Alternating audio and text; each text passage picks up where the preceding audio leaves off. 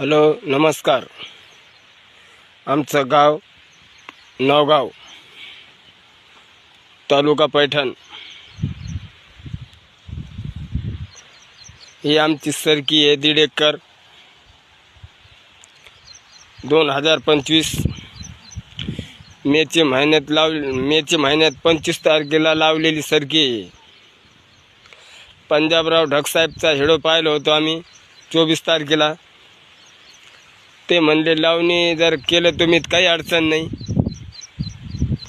जूनची 7 तारखेला परत पैठण तालुक्यात पाऊस आहे.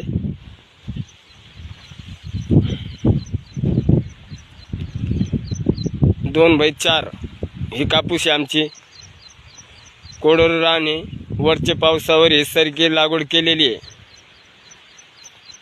नावगाव.